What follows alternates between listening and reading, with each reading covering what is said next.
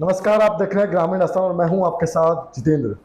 सत्ता का संग्राम कार्यक्रम चल रहा है ग्रामीण राजस्थान के माध्यम से।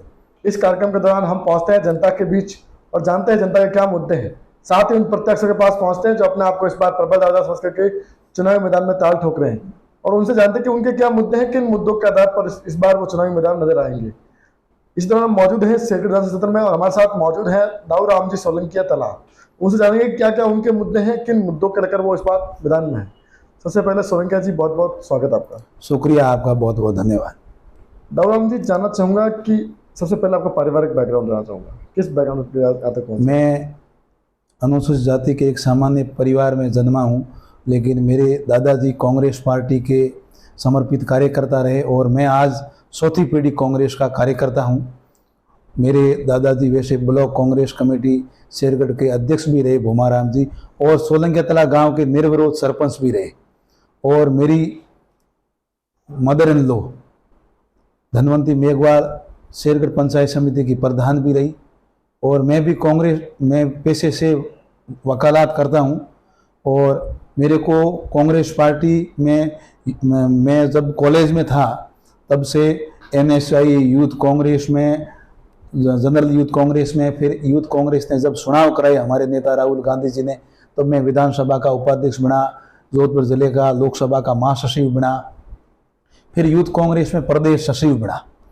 जब जब भी पार्टी की सरकार रही तो मैं भारत सरकार की दूरसंचार सलाहकार समिति में भी डायरेक्टर रहा, रेलवे में भी रहा, राज्य सरकार की विजिलेंस में भी मेंबर रहा। और वर्तमान में मैं राज्य सरकार की बहुत बड़ी जो कमेटी है रोजगार गारंटी परिषद, जिसके अध्यक्ष माननीय मुख्यमंत्री जी स्वयं हैं, मेरे को उनके साथ में भी काम करने का मौका मिला है।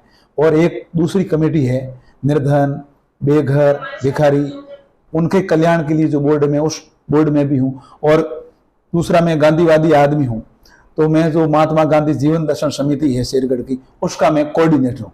इस प्रकार से मैं पूरी तरह से, वैसे वकालत और राजनीति एक ही सिक्के के दो पहलू है, तो मैं पूरी तरह से कांग्रेस पार्टी के लिए समर्पित हूँ। जी दाऊराम जी, जानना चाहूंगा कि राजनीति में आने का प्रमुख कारण क्या रहा होगा? मेरे कांग्रेस पार्टी खून में और रोम रोम में रमी हुई है। तो मेरे दादाजी भी कांग्रेस पार्टी के कट्टर कार्यकर्ता थे। मेरे दादाजी 2013 में देवलोक हो गए। वैसे मैं जब छात्र जीवन में था तब से मैं प्रभावित हुआ अशोक गहलोत जी से। अशोक गहलोत जी हमेशा, जब भी मैं स्टूडेंट था तब उनके भाषण उस समय लाइव नहीं आते थे, लेकिन अखबार में आते थे कि मेरी जो कलम है गांव के अंतिम छोर पर बैठे हुए व्यक्ति के लिए चलेगी। तो मैंने भी उनको पढ़ा, उनको आत्मसात किया, मैंने भी ये नोट किया, मगर अशोक गहलोत जी ऐसा करते हैं तो मेरे को भी इनके पद चिन्हों पे चलते हुए इनके अनुरूप काम करना चाहिए। और गांव में जो गरीब है, जो दबे कुचले, उनके लिए काम करना चाहिए। वैसे मैं एक शेड्यूल कास्ट में जन्मा हुआ आदमी हूं, तो आज भी शेड्यूल कास्ट के लोगों के साथ में कई तरह के, उनके साथ में कई तरह की परेशानियां हैं। उनके रोजगार को लेकर के, बिजली, पानी, जो मूलभूत सुविधाएं हैं वो शेड्यूल कास्ट के लोगों को नहीं मिल पा रही है, या दूसरी जाति के भी जो गरीब है उनको नहीं मिल पा रही है।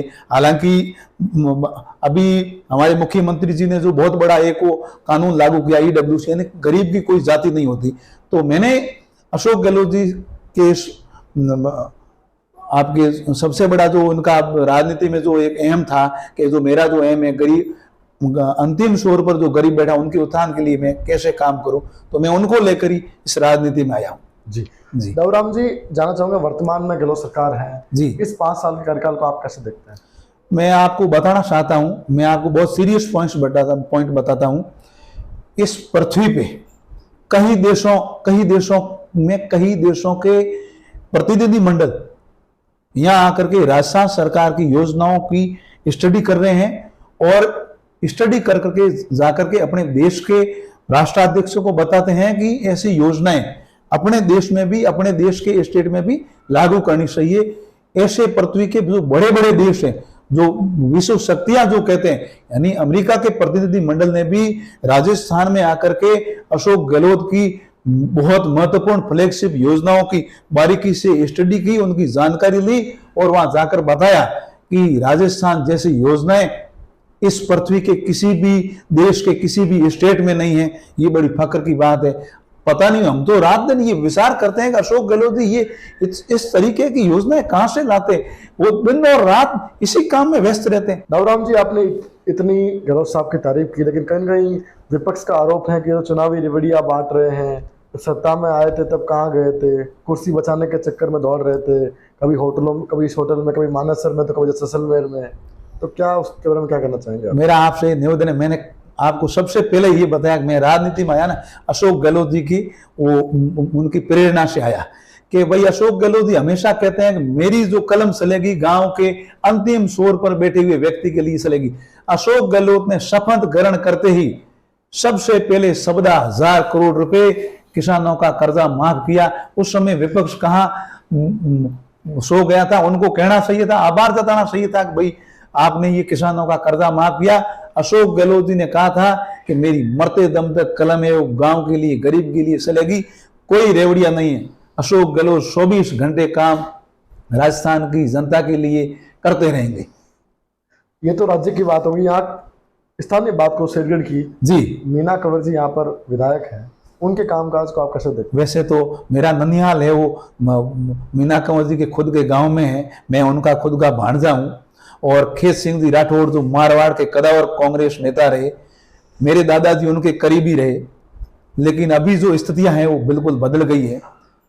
विधानसभा क्षेत्र शेरगढ़ से उनका गांव अलग हो गया, विधानसभा क्षेत्र लुआउट हो गया। उसके बावजूद भी 3 बार हम शेरगढ़ के लोगों ने, हम कांग्रेस के कार्यकर्ताओं ने कांग्रेस आला कमान से मांग करके इनको चुनाव लड़ाया। उमेश सिंह जी 2 बार चुनाव लड़े, वो बहुत कम मतों के अंतर से हार गए। अब की बार कांग्रेस पार्टी ने कहा भाई एक बार और खेत सिंह जी वयोवृद्ध नेता है, उनके परिवार को मौका मिलना चाहिए, तो मौका दिया। मीना कंवर जी भारी मतों से विजय हुए, लेकिन जो जिस तरीके से विजय हुए उनके मुताबिक शेरगढ़ में कांग्रेस कार्यकर्ताओं के काम नहीं हुए। उनके ऊपर आप मीडिया के आदमी हो, आपके सामने भी आया होगा, मतलब काम तो हुआ लेकिन कार्यकर्ताओं का काम नहीं हुआ। कार्यकर्ताओं का काम नहीं। आप भी मीडिया के साथी हो, आप लोगों ने भी सुना होगा कि हमारे शेरगढ़ विधायक महोदया मीना कंवर जी है, उनके पतिदेव जो मेरे रिश्ते में मामा श्री लगते हैं, वो केंद्रीय मंत्री गजेंद्र सिंह जी शेखावत के करीबी लोगों में आते हैं।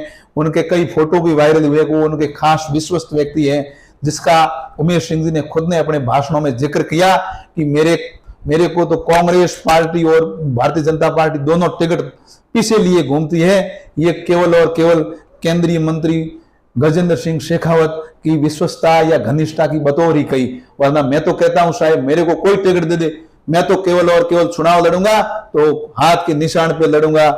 हमारा जो हाथ का निशान लेके आएगा वही हमारा प्रत्याशी होगा, शायद किसी व्यक्ति को टिकट दे। इनके लिए तो टिकट मायने रखता है, हमारे लिए हाथ का निशान मायने रखता है। जी जी दाऊराम जी, जानना चाहूंगा कि अगर पार्टी आपको मौका देती है तो कौन कौन से बड़े मुद्दे रहेंगे जिन मुद्दों को लेकर जनता के बीच जाएंगे? अभी शेरगढ़ विधानसभा क्षेत्र में सबसे बड़ी जो समस्या है पानी की है, तो हम लोग ये सब मिलकर के, मैं तो शेड्यूल कास्ट का आदमी हूं, मेरे शेड्यूल कास्ट के मतदाता भी काफी है, लेकिन आप भले ही सर्वे करवा दीजिए, मैं एक शेड्यूल कास्ट का आदमी होते हुए शेरगढ़ विधानसभा क्षेत्र में सतीश को मेरे को दिल से लाइक करती है। मैं पिछले 25 वर्षों से शेरगढ़ विधानसभा क्षेत्र के हर गांव ढाणी, आज मेरे इस मोबाइल में ऐसा कोई गांव नहीं जिस गांव के 300 कार्यकर्ताओं के 300 लोगों के नंबर नहीं, मैं बिल्कुल हर गांव हर ढाणी से जुड़ा हुआ हूं।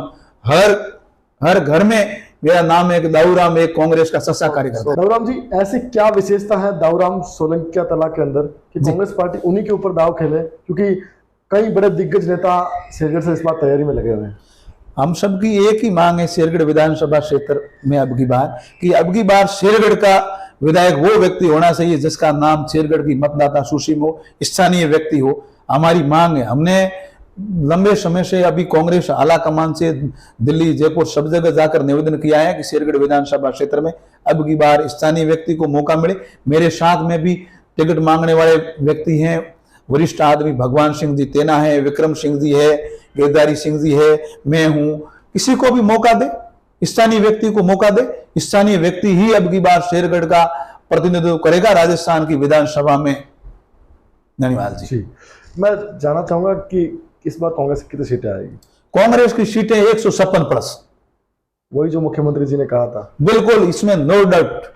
क्या शेरगढ़ विधानसभा पर फिर से काबिज हो पाई कांग्रेस? 100% शेरगढ़ विधानसभा क्षेत्र में चाहे आप आ जाइए, शेरगढ़ विधानसभा क्षेत्र कांग्रेस पार्टी की परंपरागत सीट है। यहाँ किसी को भी टिकट दे दे, 50,000 वोट तो एफडी है कांग्रेस पार्टी के शेरगढ़ विधानसभा क्षेत्र स्थानीय। जी, अंत में आप ग्रामीण राजस्थान के माध्यम से शेरगढ़ की जनता से क्या कहना चाहेंगे? आपके माध्यम से शेरगढ़ की विधानसभा क्षेत्र के समस्त मतदाताओं से हमारी हाथ जोड़कर विनती है कि अब की बार शेरगढ़ का विधायक, शेरगढ़ का मतदाता हो, शेरगढ़ का स्थानीय व्यक्ति राजस्थान की विधानसभा में हमारा प्रतिनिधित्व करे, जिससे शेरगढ़ की जो मूलभूत समस्याएं बाकी रह गई है उनको उनको समस्याओं का समाधान कर सके और वो विधायक शेरगढ़ मुख्यालय पे या बड़ेसर मुख्यालय पे रह करके जनता की दिन रात सेवा कर सके। ये आपके माध्यम से हमारी मार्मिक अपील है, ये जन जन तक पहुंचे और शेरगढ़ का विधायक अब की बार स्थानीय व्यक्ति हो, यही हमारी पुरजोर मांग है और आपसे विनती है। जी, ये थे हमारे साथ दाऊराम जी सोलंकिया तला, जिन्होंने वादे काफी बड़े किए हैं। अब देखना है कि जनता कितना भरोसा करती है। उससे पहले देखने वाली बात होगी क्या पार्टी मौका देती है। ये तो आने वाला वक्त बताएगा, सियासत का ऊंट किस करवट बैठेगा, ये तो देखने वाली बड़ी बात होगी। अभी के बस इतना ही। देखते रहिए ग्रामीण राजस्थान, सत्ता का संग्राम। कैमरा मैन जितेंद्र सैन और पवन वैष्णव के साथ।